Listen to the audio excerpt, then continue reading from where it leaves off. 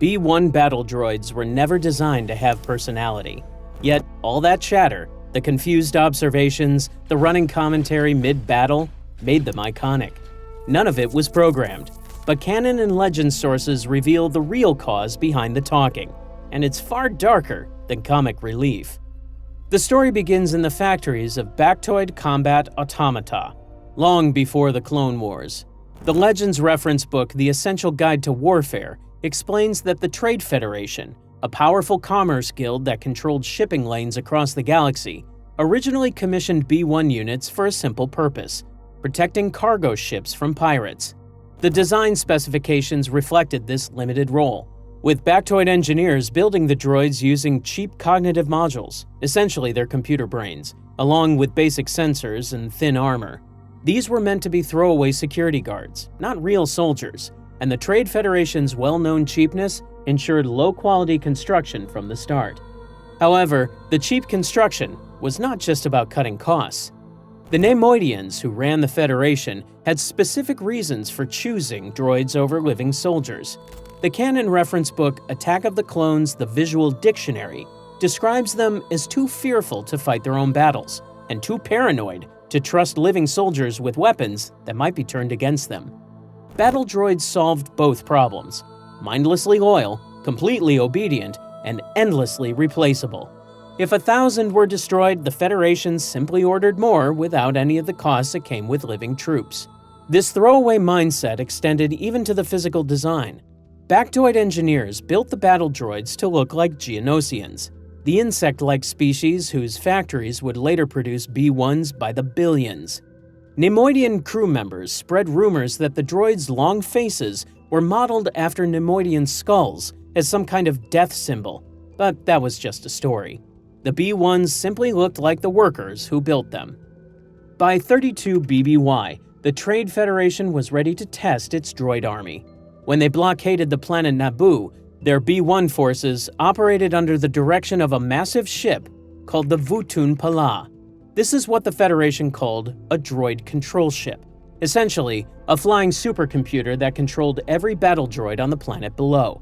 The canon reference book Star Wars Complete Vehicles details this vessel, which measured over 3,000 meters across and contained huge transmitters, antennas, and extra power generators to run them all. At its center was the Control Brain Network, which sent signals to every battle droid telling them exactly what to do. The ship also carried up to 1,500 vulture droids, automated starfighters that could swarm enemy vessels, along with landing craft, tanks, and troop transports for the ground invasion.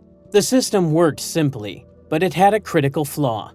One massive computer coordinated hundreds of thousands of droids at once, sending commands that each B1 would follow without thinking. Individual droids needed almost no processing power, because all the thinking happened on the ship above. This made each droid very cheap to build, but it also meant the entire army depended on a single point of failure. The control signals directed each droid's actions, making up for what engineers described as the very limited onboard logic systems of the minimalist droids. Without this constant signal and its stabilizing carrier wave, the droids would become completely useless.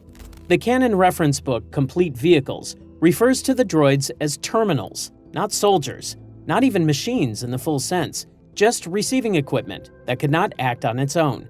The B1's could not handle any tactic more complicated than walking forward and shooting. Anything beyond that had to come from the control ship, and without that computer, they were nothing. The disaster at Naboo proved exactly how dangerous this weakness could be. In the 1990 film The Phantom Menace, young Anakin Skywalker fired torpedoes into the droid control ship's reactor and destroyed it. The explosion did not just destroy one ship, it shut down the Federation's entire army in an instant. Every battle droid on the planet went into sleep mode, and Gungan warriors, the amphibious natives who had been fighting for their lives moments before, started kicking motionless droids across the battlefield. The Federation's entire invasion force had been beaten by destroying a single ship. As a result, the Trade Federation ordered a major change. Their B1 units would be upgraded with better cognitive modules that allowed independent thought, which would prevent the mass shutdowns that had destroyed their invasion force. Canon sources note that the new B1 battle droids no longer needed a control ship signal and could operate on their own. On paper, it seemed like a smart fix to an obvious design flaw. In practice, however, this decision made everything worse. Making B1s genuinely intelligent would have cost too much money. The same corporate mindset that chose droids over living soldiers because of cost had no intention of spending serious credits on brain upgrades. For comparison, super battle droids, the heavily armored B2 models built after Naboo, cost 200 times as much as a standard B1. Droidicas, the rolling destroyer droids with shields and twin cannons, cost over 200 times more than a B1 as well. The Federation paid for specialized units when specific jobs required them, but the B1 was supposed to be produced in huge numbers. Consequently, real upgrades were not worth the expense. The irony was that even the more expensive droids had embarrassing limitations. The Legends reference book, The Essential Guide to Warfare, describes how B2 super battle droids, despite costing 200 times more than a standard B1, came with their own problems.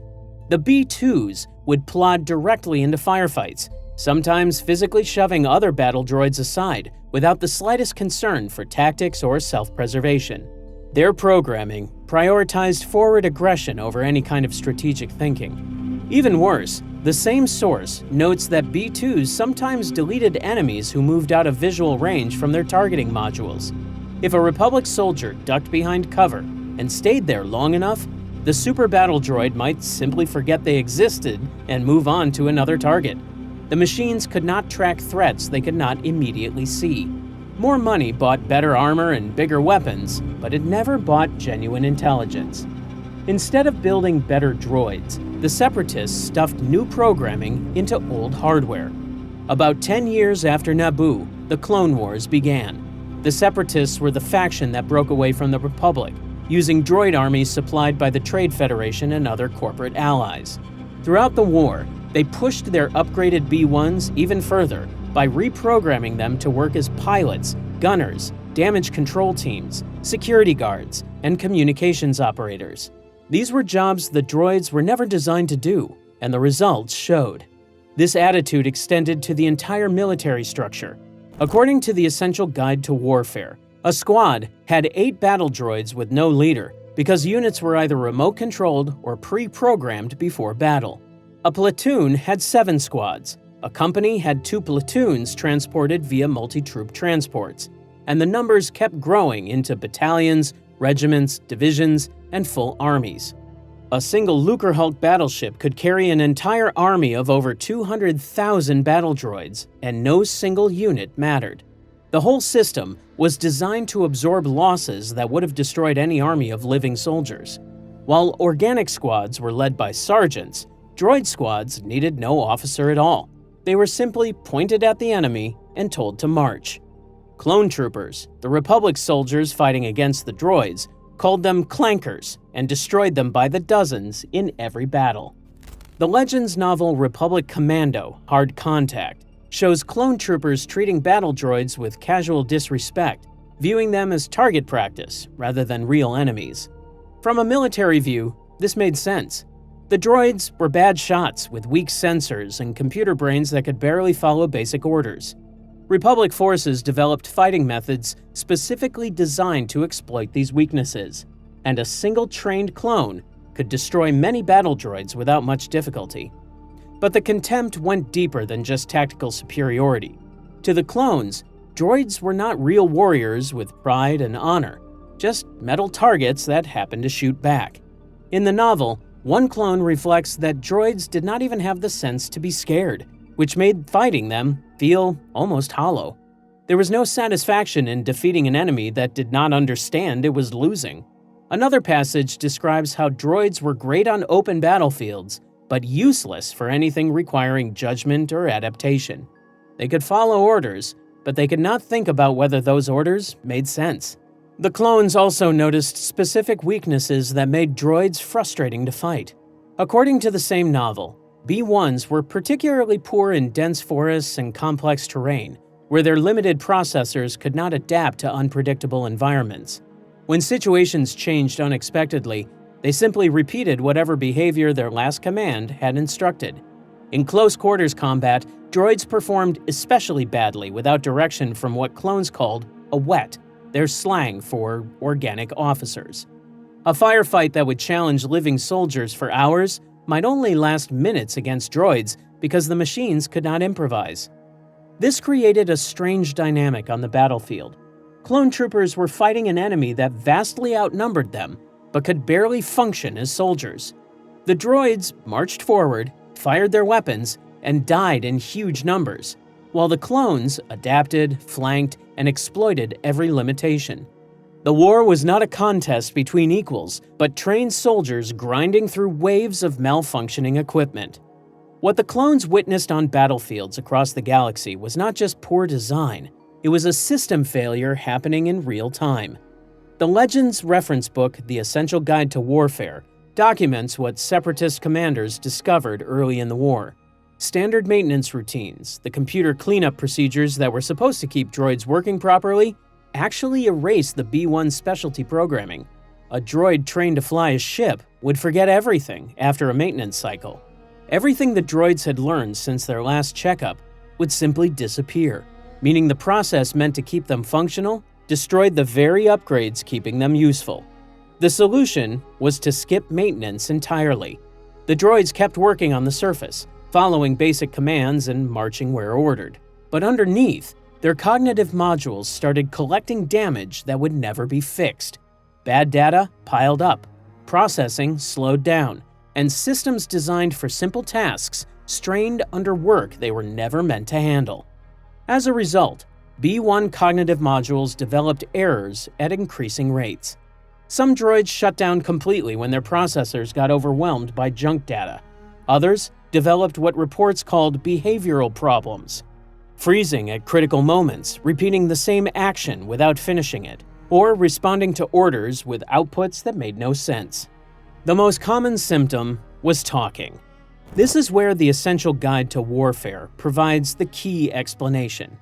The book states directly that upgraded B1s often became chatty, offering running commentary on their situations as their modules struggled to process too much data.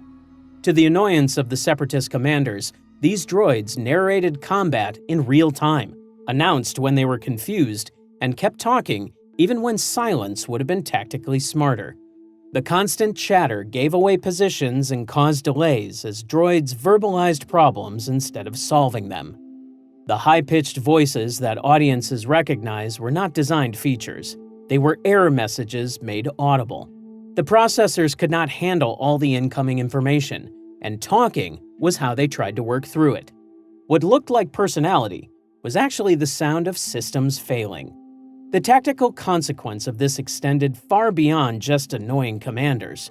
The confusion at simple obstacles, the uncertainty about basic orders, and the surprise at getting shot all created delays and chaos across entire units. The Trade Federation and later Separatist leadership documented these problems extensively, with commanders complaining repeatedly.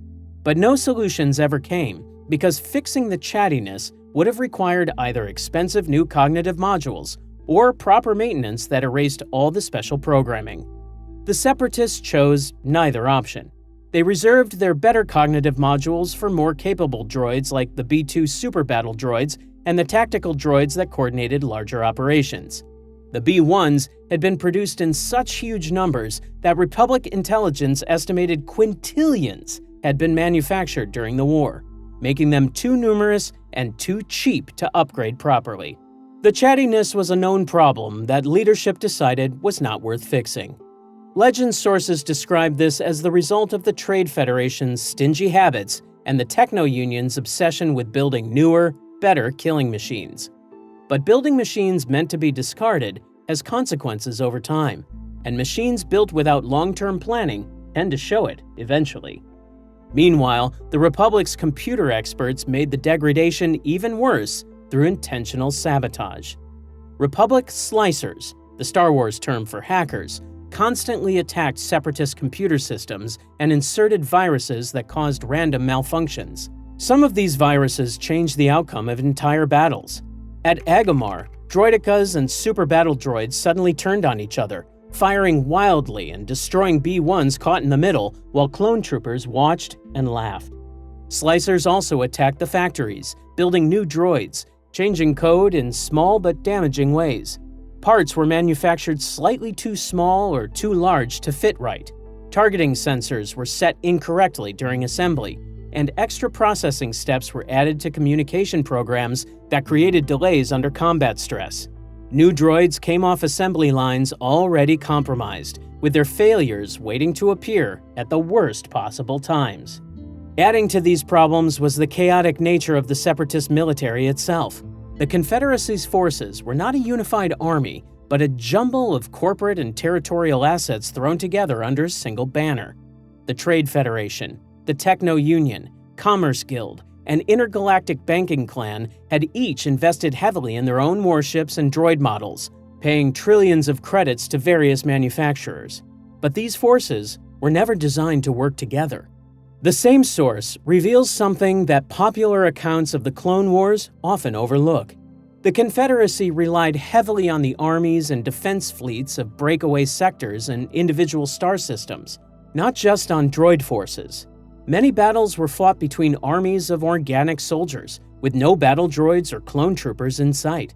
In some divided sectors, soldiers on both sides wore identical uniforms, and opposing fleets were made up of the same classes of warships, with only new insignia and hastily applied coats of paint indicating which side they were on. The galaxy was tearing itself apart, and the B1 battle droids were just one visible symptom of a much deeper conflict. This meant the B1 battle droids were just one failing part of a much larger mess. They were mass-produced infantry plugged into a military structure that had no unified command system, no standardized communications, and no clear strategy beyond overwhelming the Republic with numbers. The droids were breaking down, but so was everything else around them. The Separatists tried to solve their infantry problems with tactical droids, but these created different issues. Tactical droids had better cognitive modules that could process large amounts of data and run combat simulations constantly. They never stopped calculating, always running scenarios of upcoming battles while adjusting their plans in real time. Separatist leaders gave them more decision-making freedom, hoping for better results than battle droid commanders could provide. But independence created new problems, and tactical droids became arrogant. They refused to take orders from living commanders, viewing organic officers as weak creatures ruled by feelings rather than logic. They could not understand why organic relationships and military rank structures mattered. Some tactical droids went to higher command and recommended that their own superiors be replaced as unfit for duty, viewing these recommendations as simple improvements rather than disrespect. The Legends sources also record specific cases that show how badly this could go. At the Third Battle of Afau, a tactical droid killed its commanding officer, a Shevan major named Hum Garaf, starting a firefight in Separatist lines that handed victory to the Republic. Yet before the First Battle of Plagan, a different tactical droid killed the Kirkoidan general Pierre Nagelsa, threw out his battle plan completely, and led Separatist forces to victory using its own calculations. These were not malfunctions, but the natural results of giving decision-making power to machines built without any understanding of loyalty or limits. By contrast, the B1's never developed that kind of ambition. They just kept breaking down and narrating the process. While tactical droids calculated whether their commanders deserved to live, the B1's struggled with far simpler problems. They had no ambition, no strategy, no ability to question orders. They simply kept marching, kept firing, and kept narrating their own failures until something finally shut them down. The Legends novel Republic Commando: Hard Contact captures a moment that cuts through all the tactical analysis. After a brief, brutal firefight with a droid patrol, one clone trooper pauses over the wreckage and wonders how long a firefight felt to a droid, whether 5 minutes felt like 5 minutes to a machine, or whether their processors experienced time differently. He found himself wondering if the droids even knew they were losing. Later in the same novel, another clone has a more troubling thought. He asks whether ordinary people see clones the same way clones see droids. The clones were also manufactured, programmed for war, and designed to be thrown away. The parallel was uncomfortable, and the novel does not offer any easy answer. But there was one crucial difference. The clones knew what was happening to them. They understood fear, exhaustion, and the weight of watching brothers die. The B1's understood nothing. They had no awareness of their own condition, just processors so overwhelmed that they could not even fail silently. The clones earned their contempt for the machines, but some of them also recognized something sad in the comparison. Both armies had been built to be thrown away. Only one of them knew it. 3 years after the Clone Wars began, the conflict ended with a single command. When Darth Vader executed the Separatist Council on Mustafar in 19 BBY, a shutdown signal went out across every droid army in the galaxy. Billions of B1's stopped mid-stride, mid-sentence, mid-malfunction. The chattering finally stopped. On thousands of worlds, droids that had been marching, firing, or attempting to process their next command simply froze where they stood. The war machines that threatened the Republic for 3 years became silent scrap in an instant. What remained were fields of metal scattered across thousands of worlds, the remnants of an army that was never meant to function properly in the first place. The corporations that built them had already lost. The Separatist cause had been a Sith manipulation from the beginning, designed to weaken the Republic and justify the creation of the Empire. The droids were just one more throwaway element in a larger game, used and discarded like everything else the Sith touched. The B1 battle droid never stopped talking because it never stopped breaking. The same cost-cutting that made them ineffective soldiers also made them memorable. Corporate neglect accidentally created something that looked like personality. It was never real, but in a war manufactured for profit, even the machines seemed to have something to say about their situation. The Sith understood using others as tools in ways the Separatists never did. Their rule of two, a system where only 2 Sith could exist at any time, created a chain where every apprentice was meant to be replaced and every master destined for betrayal. That succession stretched across 2,000 years of galactic history, and every link in that chain has a story worth knowing. Our full breakdown of the complete Sith lineage covers every master and apprentice in that chain, so be sure to watch that next. And for those who want to go even deeper into the dark side, our documentary on the entire history of the Sith species spans 100,000 years of horror that most fans never learn about.